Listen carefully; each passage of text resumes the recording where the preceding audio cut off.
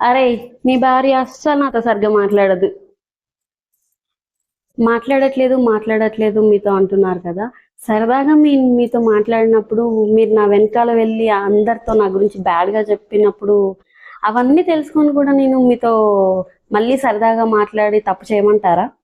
ఎప్పుడు మొహం ఉమ్మని పెట్టుకొని కూర్చుంటది. ఎందుకు ఉమ్మని పెట్టుకుంటున్నానంటే అది ఎవరి వల్ల అనేది మీకు ఇంకా అర్థం కావట్లేదా?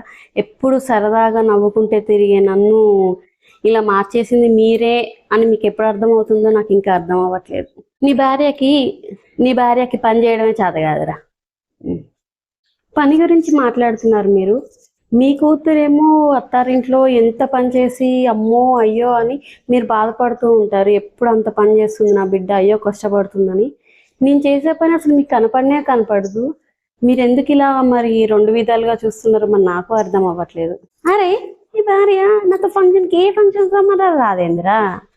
ఫంక్షన్లకి రావట్లేదు అని అంటున్నారే కానీ ఇంట్లోనే నన్ను పరాయిదానిలాగా చూస్తున్న మీరు ఫంక్షన్కి తీసుకెళ్ళి ఈమె నా కోడలు అని 10 మందికి పరిచయం చేస్తారని, కనీసం నన్ను పట్టించుకుంటారో అని నేను ఎలా నమ్మమంటారు? ఇంట్లోనే చూడండి మీరు. అందుకే అత్తగారు ఎప్పటికీ అమ్మ కాలేదురా. ఏంటి అమ్మగానా? అమ్మగా కాదు, అత్తగారు. అత్తగారిలాగా కూడా కాదు. నేను కూడా మీలాంటి ఒక ఆడపిల్లనే అని మీరు గుర్తుంచుకొని అర్థం చేసుకుంటే నా బాధ మీకు అర్థం అవుతుంది ఇప్పటికైనా. ఈ వీడియోని చూసారు కదండి, మీకేమనిపించిందో తప్పకుండా కామెంట్ చేయండి.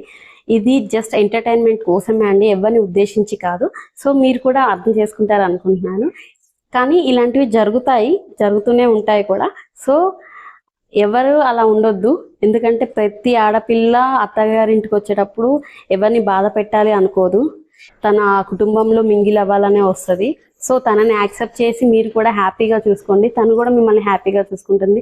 ఎందుకంటే ఏ ఆడపిల్లకైనా అమ్మ నాన్న లానే చూసుకోవాలని ఉంటుంది, అలానే చూసుకోవాలని. కానీ ఉంటారు కొంతమంది కూడా, వాళ్ళు ఉంటారు కోడలు అత్త వాళ్ళని బాధ పెట్టే వాళ్ళు, అలాంటి వాళ్ళు కూడా ఉంటారు.